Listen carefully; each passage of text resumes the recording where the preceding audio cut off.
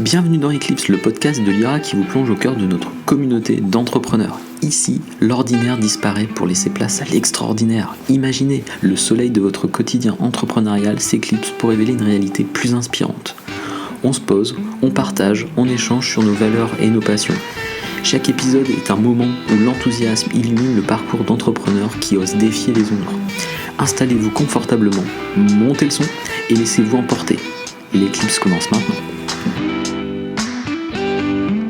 Bonjour à tous, épisode spécial aujourd'hui dans le cadre du Podcaston 2025, initiative qui a été soufflée à l'oreille par François Rollin, membre de la communauté Lyra et qui est aussi, on va dire, l'initiateur du podcast La Voix de la Vente. Pour ceux qui ne connaissent pas, je vous recommande vivement d'écouter ces épisodes qui font moins de 5 minutes autour de la vente avec des exemples concrets de l'humour et notamment l'épisode qui va dans le vent finalement du Podcaston 2025 que je trouve merveilleux, une pépite, et bravo à François pour cela et l'émotion que tu as véhiculée dans cet épisode. De notre côté, on a décidé de consacrer cet épisode à la culture et au cinéma. Pour ceux qui me connaissent, effectivement, ça me prend aux tripes, et puis vous le savez très bien, il y a souvent des clins d'œil aussi dans nos posts, dans les initiatives qu'on peut porter autour du cinéma et de la musique. On parlera principalement de cinéma, mais vous le savez, Eclipse est un clin d'œil à Pink Floyd, et je m'étendrai pas plus sur Pink Floyd et quel est votre team préféré. N'hésitez pas, en tout cas sur les réseaux sociaux, quand on partagera aussi l'épisode, de le mettre dans les commentaires, plutôt Team Waters ou Team Gilmour. Voilà, on va lancer les débats comme ça sera sympa. On a choisi, nous, de notre côté, de mettre en avant une initiative autour de la culture qui est le Ciné-Club Le Sacha, que je porte dans mon cœur depuis longtemps et concrètement depuis fin d'année dernière, à Soissons.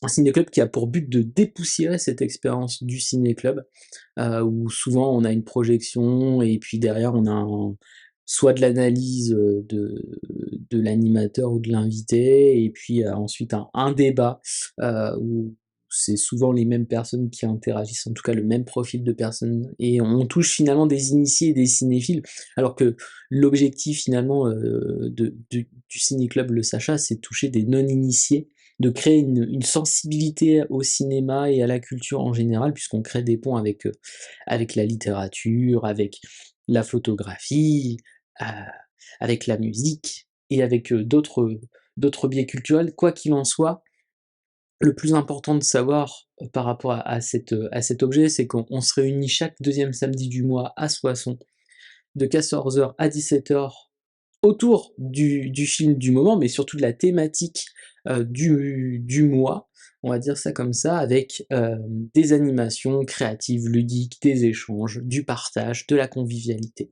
C'est le plus important en tout cas dans cette expérience, et puis il y a un avant, pendant et après, puisqu'il y a toujours aussi en parallèle avec l'exposition qui est proposée lors de la séance, c'est aussi de partager avec nos dépêches des recommandations d'œuvres qui sont à disposition pour aller plus loin, mais aussi qui sont disponibles sur les plateformes. Voilà, on est là aussi pour casser les algorithmes. Et donc n'hésitez pas à nous soutenir, si vous êtes autour de Soissons, n'hésitez pas à découvrir nos séances, et d'ailleurs je reviens sur certains d'entre vous qui viennent régulièrement à nos séances, qui font partie de l'aventure Lyra, et notamment François, qu'on n'a pas loupé une. Encore une fois, merci à lui pour son soutien et sa curiosité, et c'est précieux en tout cas, et ça nous conforte dans notre initiative. Mais si vous souhaitez simplement soutenir une initiative culturelle qui est animée par des personnes passionnées et des curieux, vous pouvez faire un don sur notre page Hello Asso, le Ciné-Club Le Sacha. Si vous le tapez sur Google ou un autre moteur de recherche, normalement vous allez tomber sur la page Hello Asso. Sinon vous pouvez nous envoyer un message ou avoir les liens directement sur Instagram, LinkedIn et Facebook.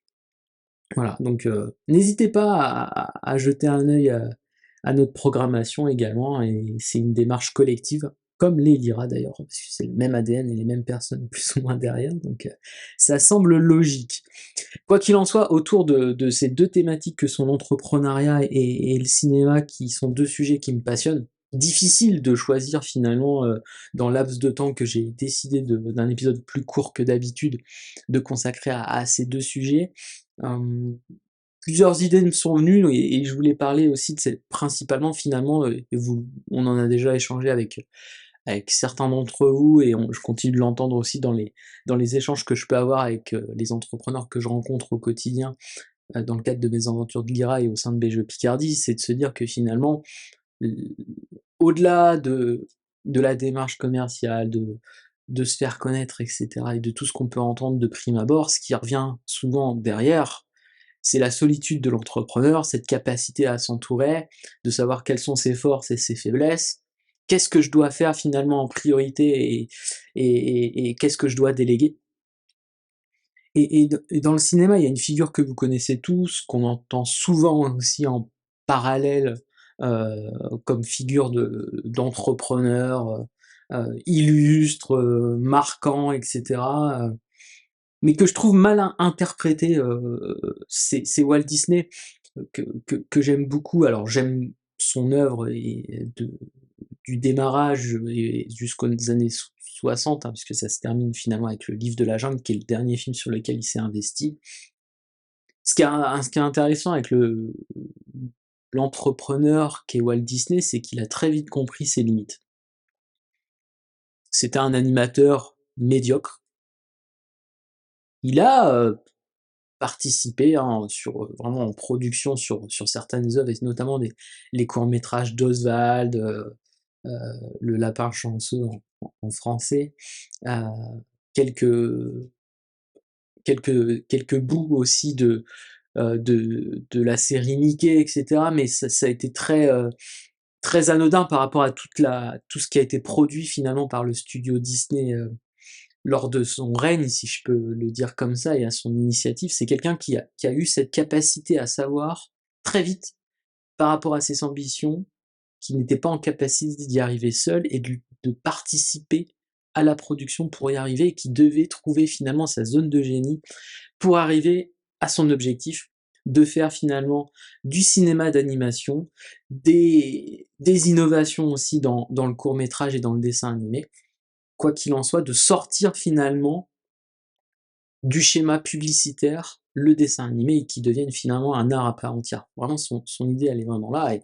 il a, pour l'anecdote, il a aussi engueulé à un moment l'un de ses collaborateurs en disant non, on ne veut pas faire un dessin animé, on veut faire du cinéma d'animation et on va montrer qu'on peut faire un film d'animation, une œuvre qui sera à la hauteur finalement du cinéma dit classique, et de sortir finalement, comme je le disais tout à l'heure, du schéma publicitaire, puisque les courts-métrages d'animation et les dessins animés étaient projetés avant finalement le long métrage. Voilà, avec et souvent effectivement le parallèle avec la publicité, l'actualité, enfin bref.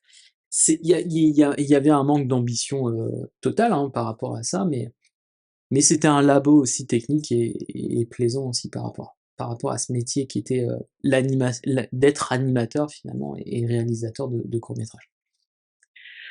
Quoi qu'il en soit, je vais pas faire tout l'historique de Walt par rapport à son parcours et ce qui peut être inspirant. Je pense que vous avez déjà entendu la plupart des choses, mais ce que je trouve vraiment intéressant pour revenir sur cette capacité de s'entourer et de pouvoir être finalement le chef d'orchestre, puisque c'est ce qu'il est, et c'est ce qu'incarne Mickey.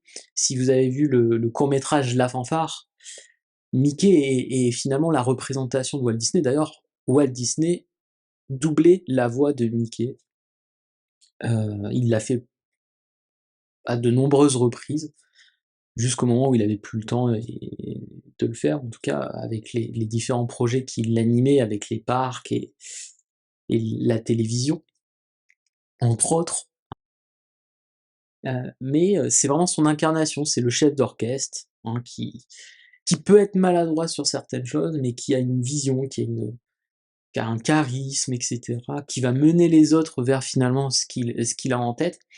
Le projet finalement Blanche-Neige est vraiment ça, hein, c'est qu'il a utilisé les courts-métrages de la série Silly Symphonies pour expérimenter et former ses animateurs et ses réalisateurs pour ensuite finalement aller vers le long métrage d'animation et ce que sera Blanche-Neige. Si on regarde finalement les Six Symphonies, on peut retrouver des bouts, des morceaux de ce qu'il y a dans certains courts-métrages, calqués finalement dans Blanche-Neige, ou en tout cas, on peut y retrouver quelque chose qu'on a déjà vu lors de ces courts-métrages-là.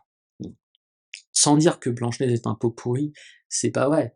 C'est juste qu'il y avait besoin finalement de monter en puissance, de créer une équipe qui va pouvoir arriver à créer ce qu'avait Walt en tête, et finalement c'est ça le plus important. Mais ce qu'il faut savoir, c'est qu'à l'époque de sa gérance, et notamment sur l'âge d'or, finalement le premier âge d'or Disney, il y avait ce qu'on appelait les 9 sages.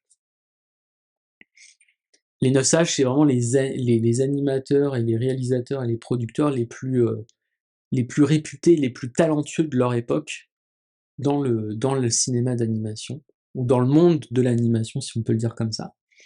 Et ils respectaient Walt Disney pour sa vision, même si finalement il était moins compétent qu'eux par rapport à ce qu'ils pouvaient faire eux de leur côté. Certains ont quitté le navire après pour des divergences, mais la plupart sont restés fidèles à Walt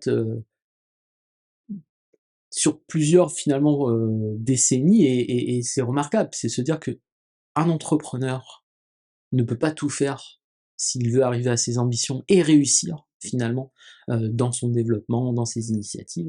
C'est cette capacité à s'entourer finalement d'une équipe parfois plus talentueuse que soi, et de l'accepter et de pouvoir composer avec eux, les mener finalement euh, vers où on veut aller ensemble, et s'enrichir les uns les autres. Mais aussi c'est cette capacité, puisqu'il avait aussi cette bulle avec son entourage, pouvoir aussi, voilà, je pense, cette capacité à avoir un cercle de proches qui le conseillaient, qui lui permettaient aussi de relativiser, etc. Parce que ça pouvait être quelqu'un d'assez impulsif et de dur dans ses réactions, et voilà. Donc, mais quoi qu'il en soit, cette capacité à s'entourer, elle peut se retrouver à différents niveaux. C'est au-delà d'une équipe, quand on est solopreneur, c'est pas la question, c'est aussi de composer avec des pairs ou avec des partenaires pour avancer activement, ou du moins passer à l'action et devenir autonome sur certains sujets, ou alors pouvoir le déléguer, etc. Mais c'est aussi avoir cette capacité à savoir partager